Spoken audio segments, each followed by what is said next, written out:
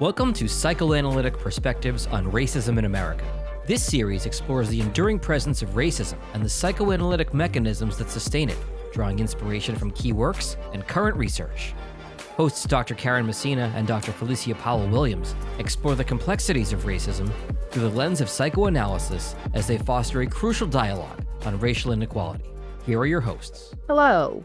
Welcome to Psychoanalytic Perspectives on Racism in America, a special series on the New Books Network. I'm Dr. Karen Messina, your host, along with Dr. Felicia Powell-Williams, who is the co-host of this program. In this series, we discuss how the tools and concepts of psychoanalysis might help us understand the persistence and dynamics of racism in the United States.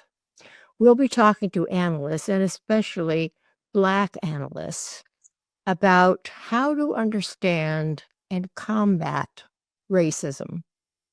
I hope you enjoy, and I hope we all learn something from our discussions in this series.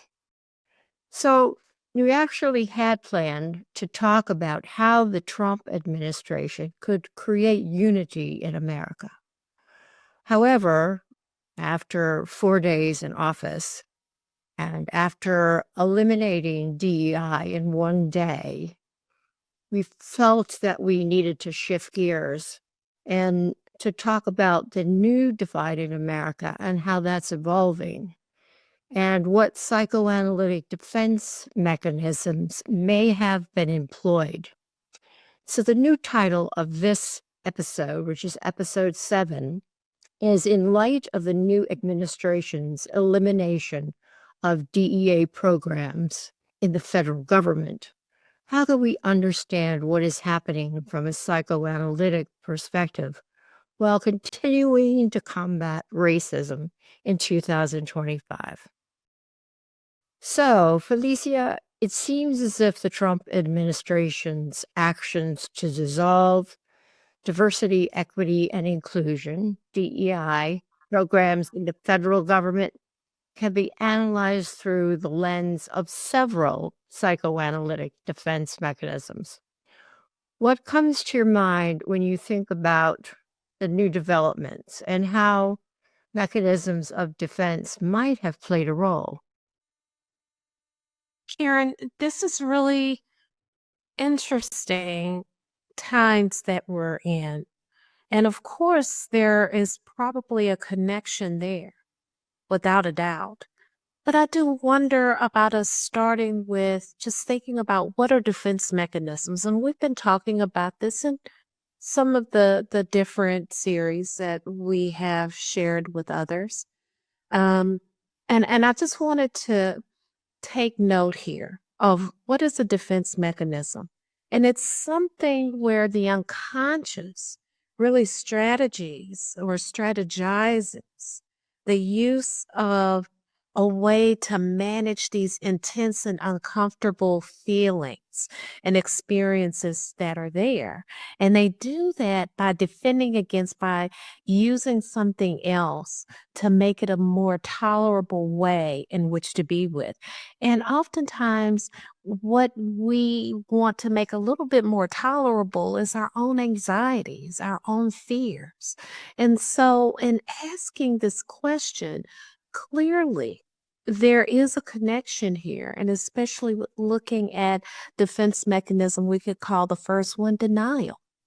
And we can say that, by employing denial, the administration is just really refusing to acknowledge what is truly there.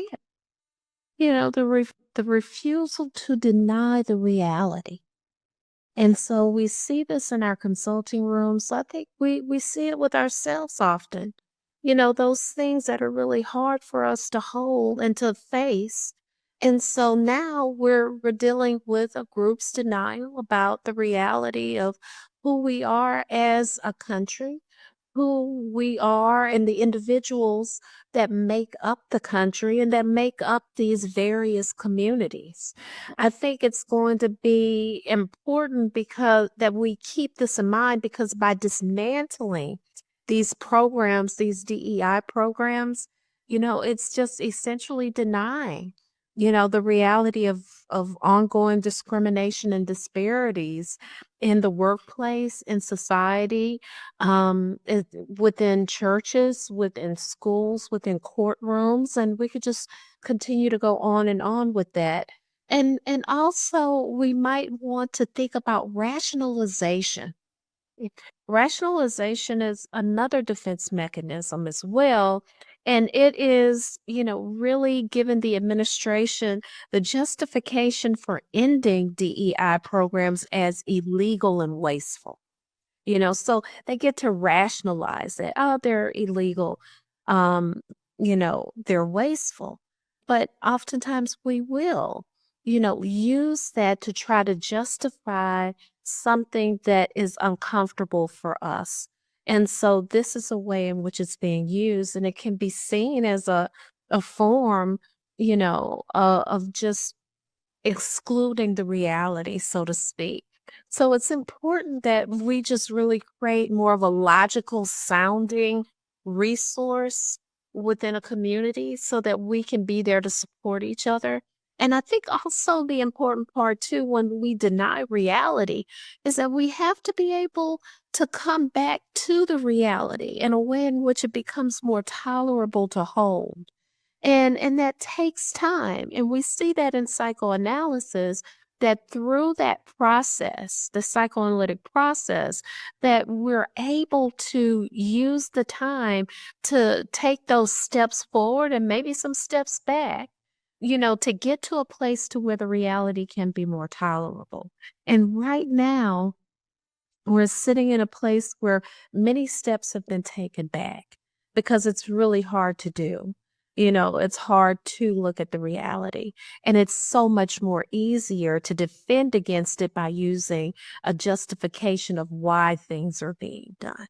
So, I wonder about, and I'm looking at my little nifty notes here that I love keeping next to me, but I'm wondering about claiming that DEI initiatives are the source of discrimination rather than a solution to it. When you begin to use that type of thinking, that it's a source of discrimination.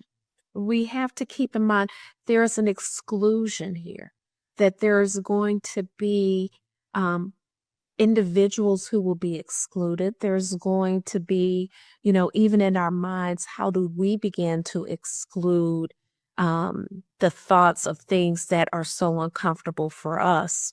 And so we stay with the familiar because the unfamiliar is so unpleasant or so uncomfortable. And I wonder about that as they use DEI almost in a weaponizing way. And then, I fall back on this question. What do you think about displacement also as a mechanism to move and dissolve DEI? Well, I'll absolutely be delighted to answer that. But first of all, I want to thank you for reminding everyone, ourselves included, about what defense mechanisms are. They're so very important. And so thank you for that. It came to my mind as you were speaking is something that one of my teachers many, many years ago in analytic training said, which was something like, defense mechanisms might seem very difficult to comprehend, but basically it's our mind's way of saying, no, I can't handle it. So it's not that it's a conscious thing. No one is saying no to themselves. I can't handle it. But unconsciously, it protects us because what's happening is too difficult, That's right. too emotionally overwhelming. So if you think about it from that perspective, defense mechanisms just let us know that something is going on that's too Yeah, it's just too hard. And then one of the other things that I didn't bring up is also the elements of projection. Oh, yeah, there's that. What am I to say about that? But go ahead. Yeah, there's a lot to say about it. Just the projection, Yeah. emerging in the administrator's approach. But also when we think about projection, it goes back to what you're saying right now is the disowning of those negative feelings, and trying, to in a way, remove them. And and I guess I'm trying to take a step forward into projective identification, a way of ridding oneself to where the other can identify with that. But it is a ridding of the negative feeling. And there's something that's happening within, a group. And this is always the case in group dynamics, that there's something that is not comfortable, holding, and so what is it that we must do? We must rid ourselves of that, which is so uncomfortable, which is so negative, so that we will feel as if we are free from that. And that frustration and annoyance or that anxiety is no longer, so prevalent in the moment. And how much of that is being related here in this group dynamic, in this way of also splitting off, into something that feels much more feasible and familiar to a group that is clearly excluding others. Yes, what you just reminded me of something that children used to play. And I don't know if they may still play some form of it, probably, but it was like pass the hot potato. Oh, But yeah. you pass it, you do you never wanted to be holding the hot potato because it was too hot. So the goal was to pass it to somebody else. And that reminds me of so many things that have happened already in the administration. Let's pass it to somebody else. So getting back to hot potatoes in a different way, the idea of displacement, it's putting something that's going on onto something else.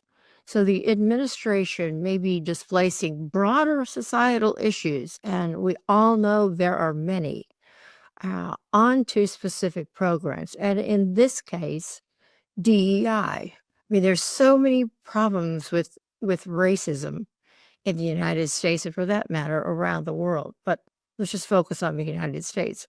Are we dealing with these things by eliminating DEI? Absolutely not.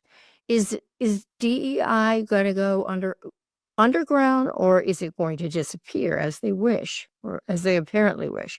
No, it's not going to go away, and the need for it isn't going to go away. It would just be called something else. So what they're not doing is facing the anxiety that they may have about various things, working on ways to solve the issues, whatever they are. Mm-hmm. And instead, they're just trying to get rid of them. They're just passing the hot potato. Passing it. Yeah. Another thing that happens is reaction formation, a defense Yes. where you do the opposite.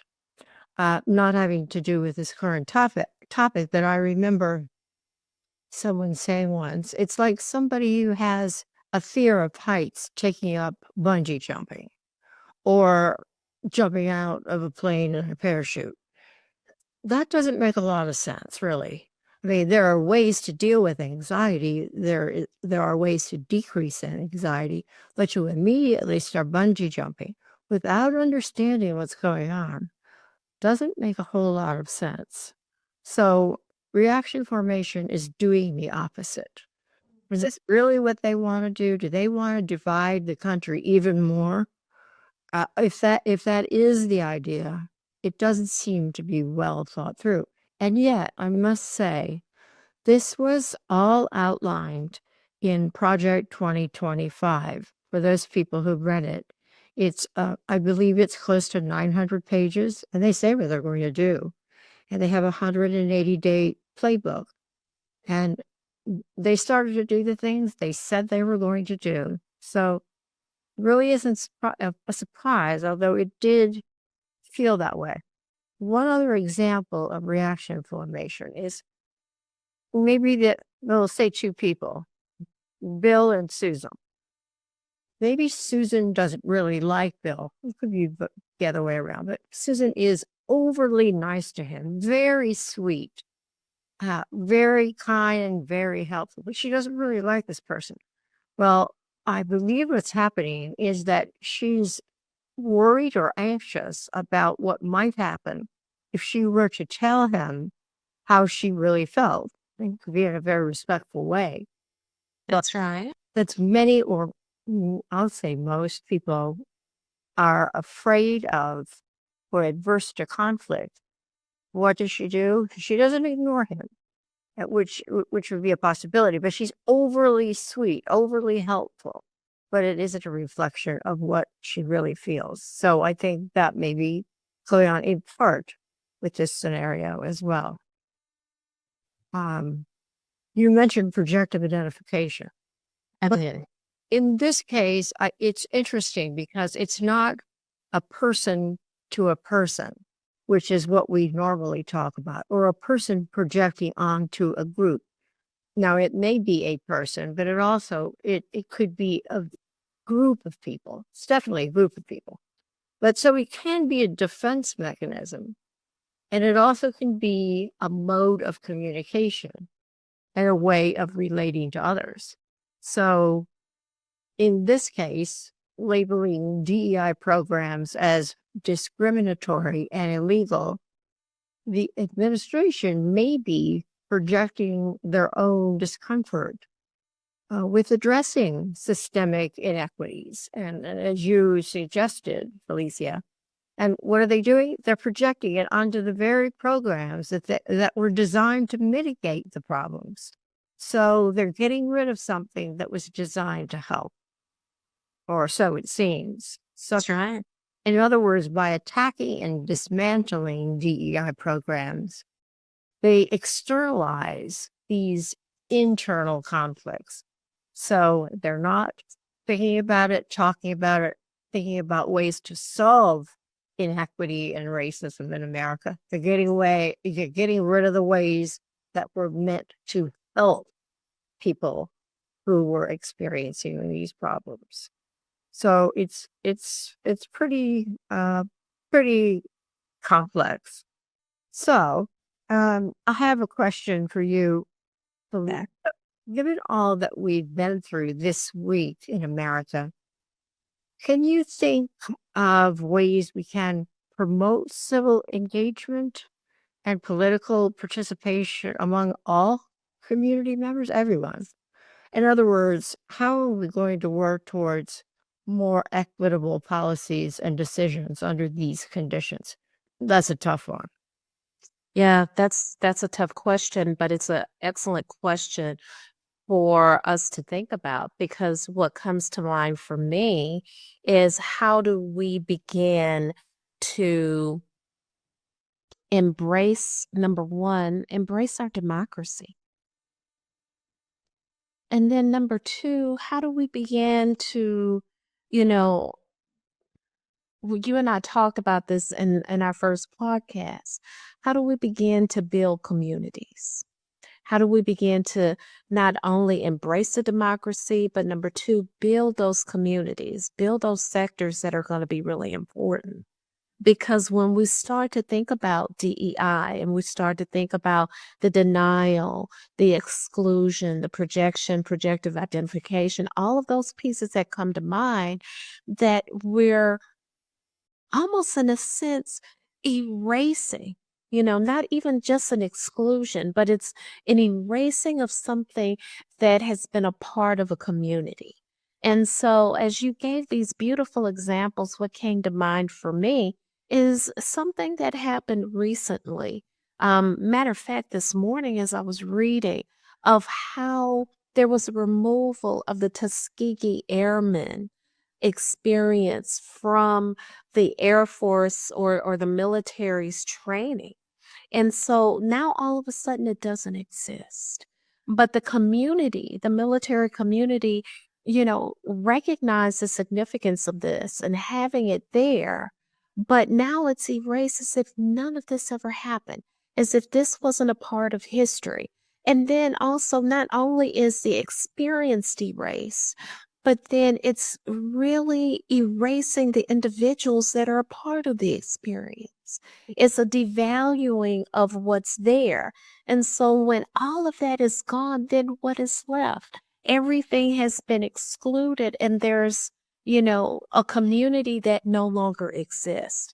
And so there's going to be an important need for us to embrace and to begin to build and strengthen those muscles in those particular areas. I think also, because I was hoping we would get to this today, I had noted here that it's going to be really important for us to look at several strategies to employ. And one is just the grassroots of organizing and advocating. Those are going to be crucial things because we're going to have to utilize and mobilize in a way in which to hold on to these things that are dear to us, but also to educate the reason why they're important to us, that we are important. So that's one. And number two, forming coalitions of, really like-minded individuals. I always tell many of my patients, especially when they're going off to college or they're going to a new school, that they get a chance to find more individuals like them that have the same interests, that have the same drive, that have the same desire and way in which they would like to move and give their own contributions to society. So we're going to have to be able to do that. And we have to do that as individuals, as organizations, as communities. We have to go there and look at how these businesses can also create a more powerful voice to advocate for what's going to be needed. And then the third group, this would be for us to just engage in public awareness campaigns. Oftentimes, this past campaign, there was so much that was being filtered through to us, so much for us to learn, so much for us to listen to. And we hear that in the consulting room. There's a lot going on. There's a lot that's coming from our patients that's out there in the atmosphere, that the unconscious is loosening up and it's bringing to the surface. But it's going to be important for us in such the same way to be able to engage in that and to listen and to learn and to understand, because many a times our patients, and not many a times, our patients are, our best teachers. They teach us what's there and what's important for us to have. And so taking that and looking at it from even a social context, that we're going to have to be able to listen and learn and allow these things to teach us, but also what we gather from being taught, we need to be able to take that out and to advocate and take it to the masses and make sure that those are messages that are getting presented in other ways, so that we can begin to communicate to many of these DEI initiatives, despite, the political way in which it's being removed. We got to figure out, how do we maintain it? Now, the other thing that has come down the pike for us to think about too, Karen, is, there's a consequence. There's that consequence for not thinking like me.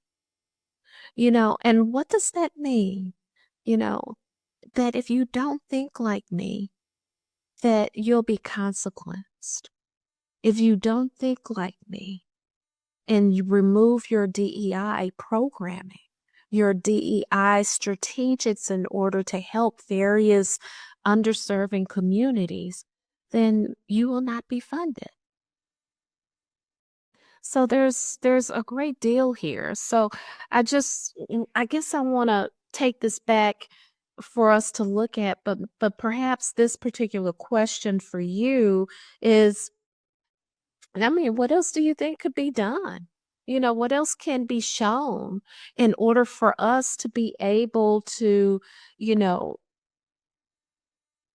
to be with this new administration's way of presenting their own defenses, I think that's going to be a big part. And, how do we begin to attempt to do, something with this? Because you and I are talking right now about here are some things we can begin to think about in ways and strategies, but how do we activate this? How do we actually get this rolling? That's the question. I would like to go back to what you said about college students or students or young people who are going away to college. I would imagine you were talking to them because they're anxious about it.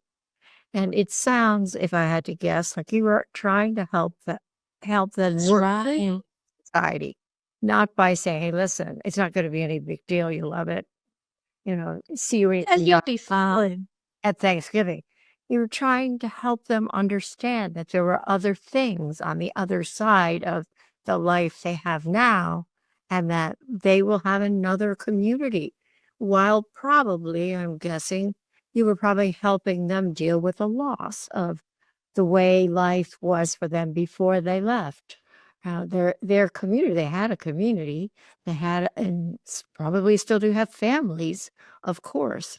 So I would guess if that's what you were trying to do, you were trying to help them Oh, yes. to think. It's To actually think. to think, to feel and to think. And that's what seems to be missing from what the administration is doing, zip zap.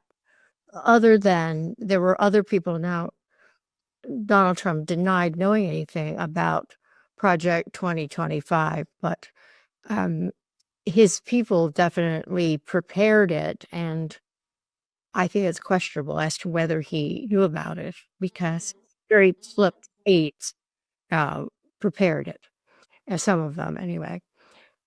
I think also that something you said is very important to consider, and it was something about getting the information out. With so much fake news and false information, that is a daunting task. We can all have ideas that we want to get across, but with algorithms that give people what they want people to hear, and outright lying. I mean, people just make things up these days. If you just look at many social media platforms, it's just all kinds of uncensored things, backstabbing, and outright lies. So it's hard to know how to get information to people.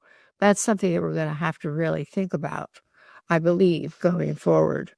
I think it's really it's a big problem. It is a very big problem. And especially when there is the social media platforms are now stating that they're pulling back from fact checking, Right. and that it's going to be left up to the consumer to really figure that out for themselves. Yeah. Well, I think to get back to the question of what we're going to do about it, Mm-hmm. I think there are a few entities that can work on these things, whether they call it DEI or whether they reframe it and rephrase the DEI programs into something else. I think that businesses in corporate America, they don't have Mm-hmm. to stand up to what the Trump administration has said. And I think the same can be true of educational institutions, colleges and universities. They don't have to follow administration guidelines for the federal government. And I think that the same is true for professional organizations. They don't need to follow through on them either. And maybe most importantly, as you mentioned, are grassroots efforts from people, from you, from me, from our neighbors, getting together to decide what kind of America we want and what kind of America we don't want. That's Now, right. having said all that, um, the Trump administration, or the people who are in the Trump administration who worked on Project 2025, did include some kind of language about prosecuting companies who didn't follow their guidelines. But Mm. companies, they can fight back. Corporate America can fight back if they want to. So he can do what he wants to until the lawsuits mount up enough. But for right now, for federal workers, but he can't do it. He can't do it for organizations, uh, for corporate America. So that's a whole different story. That's right. So I think that there is real hope with organizations that can fight back. Now there are some groups who have not gone along with what he is proposing. So we'll hope that they stick with what they're saying and they don't cave. So because conservative groups and activists have challenged, or they're beginning to challenge DEI programs in corporations throughout America, and they can do that through lawsuits and shareholder proposals and social media campaigns. They can give it a try, and some companies have already changed their language. I'm not going to say they caved, but now they're not sticking to the DEI programs they had in place. And That's true. I hate to say it, but it has been said about Lowe's, Molson Coors, and Toyota. They seem to have modified their policies in response to social pressure, but others have not. And from what I've read, Costco has not. That's true. JP Morgan has said they're not going to do it, as has Goldman Sachs, Apple, and Pinterest. And I'm sure there are others. Those are the ones that I've read about so far after day 4 of the Trump administration. So I guess we'll see where it goes from there. You're putting your finger on some very important things for our listeners to hear, to think about, for just anyone at this point, because as we hope that these businesses, these organizations are going to hopefully promote DEI, and perhaps they do change their wording, but can they take on a responsibility of being able to make sure that there is diversity in the workplace, that there is equity, there is, inclusion, that these are things that are happening, regardless of whether the words are being used in such a way, but can they be responsible for that? Can we as individuals carry this out? Can we continue to be mindful of, people, especially underserved communities? When things are ripped from underneath us, the rug is pulled from underneath us, we become very frazzled and we have a hard time thinking it through. And this has been something that DEI has really helped us to think things through and make sure that things are stable and consistent. And it recognizes not only different races, but genders. It recognizes, the needs for different individuals that were not necessarily valued in the workplace or just within society. So there's all of these moments that now, since it's been pulled under us, can we as individuals begin to slowly create our own way of making sure that it stays recognized, making sure that we continue to enforce, continue to encourage, continue to speak out, and not lose our voices, but be able to recognize what is needed for our communities, whether it's societal, whether it's organizational, whether it is professional and business, that we continue to use our voices to make sure that we have those communities and that they are respectful and they provide the necessary resources for each individual, and not deny it from anyone else, so to speak. That we're looking at all and not just at some. And that's going to be a really important task for us as a society. And then also what we tend to do when what tends to happen when there is, quote, let's say a majority of individuals that are moving in one direction, sometimes people become really anxious about not a part of, or fearful of what happens when they're not a part of that larger group, and begin to have fantasies about, being annihilated by the group. So one must conform to what's being there. And so hopefully to be encouraging to those to where they could stay grounded and they could stay anchored in their beliefs without losing sight of that, because there's another group that may have a different thought about. And oftentimes that's where, that whole piece of denial and that comes in, that whole piece of, projecting and removing that negative feeling. So those are things, Karen, that I see that could be really important. Things that we see every day in our offices, but really externalize out into our world. Absolutely. And you may know this, and maybe I have missed it. I came across I came across a concept that is not really a known psychoanalytic defense, but it strikes Mm-hmm. me as maybe a new one that's emerging. And it's called collective shadow.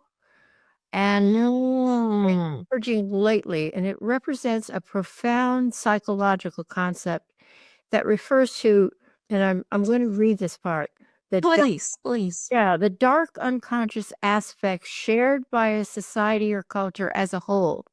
It represents the sum of all the undesirable qualities, behaviors, and tendencies that a group collectively, this is not the individual, but a whole group, denies, represses, or projects onto others. Is really a type of group denial. And when I read that, I thought, gee, that's really Mm. so collective shadow. And again, I go back to how many individuals that are a part of the group really believe, how the group is being led, the meaning, the mission of the group, but their fear Yeah. of not being a part of the group keeps them engaged. You know what that reminds me of is the defense mechanism of identification. Ah, Teenagers, and it's expected, unless it's to an extreme degree, but it's expected during adolescence. But when they follow a popular person and they do everything the person does, and they listen to the same music and they wear the same kind of clothes, because they don't feel like they're whole yet. And, they're working towards becoming a whole person psychologically. But when it's done to extreme, they give up a major part of their own identity.